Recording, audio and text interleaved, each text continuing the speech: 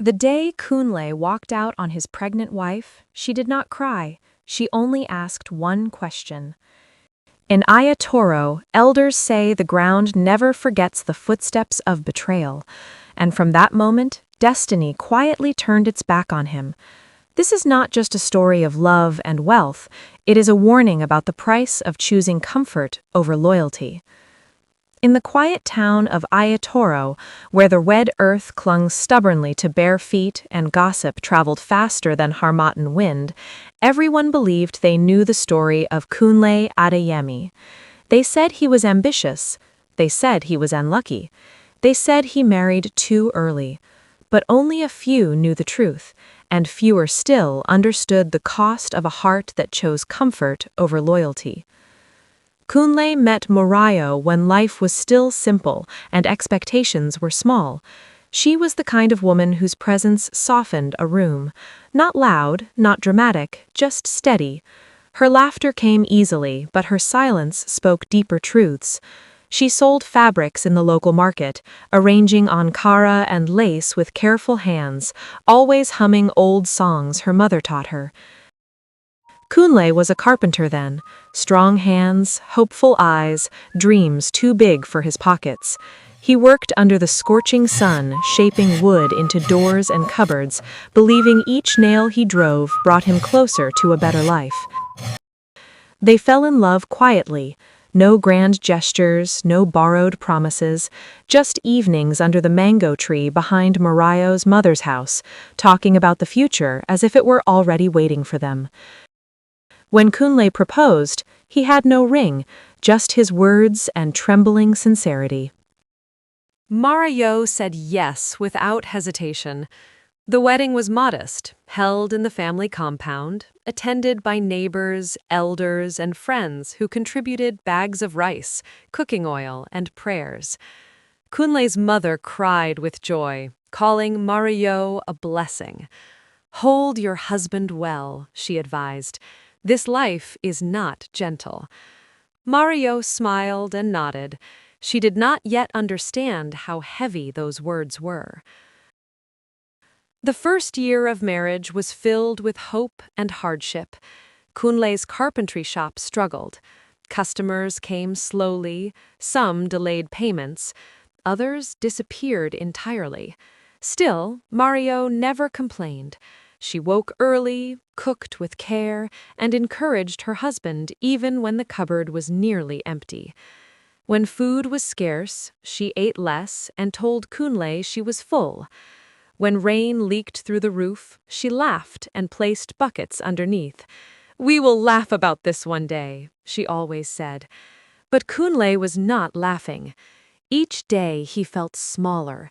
Each night, the weight of responsibility pressed harder against his chest. In Ayatoro, a man's worth was measured by what he provided, and Kunle felt himself failing. People noticed. Whispers followed him at the market, side glances from men his age who had moved to the city and returned driving used cars, questions from relatives that sounded like concern but tasted like judgment. When will you relocate? Is carpentry still paying? Are you managing your home well? Kunle nodded and smiled, but inside, shame brewed quietly. When Morayo told Kunle she was expecting a child, her eyes glowed with joy. Kunle forced a smile. He was happy, but afraid. A child meant more responsibility, more mouths, more expectations, more pressure. Morayo noticed the pause in his reaction, but she said nothing. Instead, she placed his hand on her stomach. "This child will bring us luck," she whispered. Kunle nodded again, but fear had already settled deep inside him. As Morayo's belly grew, Kunle grew restless. He spent more time outside. He returned home late. Conversations shortened. Silence filled the spaces where laughter used to live. Morayo prayed quietly. She believed marriage survived seasons. She believed love endured storms. She believed in Kunle. Everything changed the day Damalola Adebayo arrived in Ayatoro. She came in a sleek car that stirred dust and attention. She wore fine clothes and walked with confidence. People said she was a businesswoman from the city, visiting relatives while overseeing land investments. Damalola noticed Kunle when she commissioned custom furniture for a new house. She admired his work and him. "You have talent," she told him, "but talent needs opportunity." Her words sank into Kunle's heart like rain on dry soil. She began visiting his workshop. She paid generously. She spoke of the city, of contracts, connections, comfort. She never spoke of struggle. Slowly, Kunle began to see Marayo differently, not as his partner, but as a reminder of poverty. And that was where love began to crack. Damalola made her intentions clear. "I want a man who is serious about life," she said one evening. "A man ready to grow." Kunle knew what she meant. She knew he was married. She knew Mariah was expecting. But Damalola spoke as if those things were small obstacles. Kunle went home that night and stared at Mariah as she slept. Her belly was round now, her breathing slow and peaceful. Guilt burned his chest, but ambition screamed louder. Weeks later, Kunle told Marayo he needed to travel for work. She smiled and packed his bag. "May your journey favor us," she said. Kunle did not correct her. Days turned into weeks, weeks into months. Kunle did not return. At first, Marayo made excuses for him. Then worry replaced hope. Then silence replaced prayer. When Kunle finally sent a message, it was short and cold. "I have found another path. I cannot continue this marriage." No explanation, no apology. Marayo sat on the floor and wept. Her child kicked inside her womb as if sensing the sorrow. Neighbors gathered. Her mother held her. Elders shook their heads. "A man who runs from responsibility will never outrun consequences," one old woman said. Marayo said nothing. She focused on surviving. Marayo gave birth to a baby boy during the rainy season. She named him Ebun Oluwa, God's gift. Kunle was not there. Marayo worked harder than ever. She returned to the market with her baby tied to her back. She endured whispers, pity, and judgment.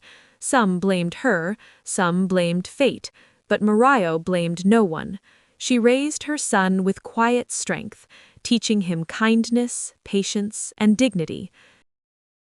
Years passed. Kunle married Damilola in the city. His life changed overnight. Fine clothes, comfortable home, connections, but peace did not follow. Damilola was demanding. Her love was conditional. Her respect depended on success. When Kunle struggled, she reminded him of his past. "You are lucky I chose you," she often said. Kunle swallowed his pride. Then misfortune came. Business deals failed, friends disappeared, money dried up. Damilola changed, cold, distant, sharp with words. One evening she told Kunle to leave. "I didn't marry failure," she said. Kunle left with nothing but regret. Broken and humbled, Kunle returned to Ayatoro years later. He looked older, smaller. He asked about Marayo. What he found shattered him. Marayo had passed away quietly 2 years earlier after a brief illness. She never remarried. She never spoke badly of him. Her son, Ebun Oluwa, was now a bright young boy raised with values Kunle had abandoned. Kunle fell to his knees at her grave, and for the first time he truly understood the cost of his choice. Kunle tried to reach his son, but love, once broken too deeply, does not always mend. Ebun Oluwa listened politely, but kept his distance. "You left my mother," the boy said calmly. "She never left you." Kunle walked away carrying a weight no riches could have erased. Some losses do not scream, they whisper forever. Moral of the story: a man who trades loyalty for comfort may gain the world but lose the only things that truly matter.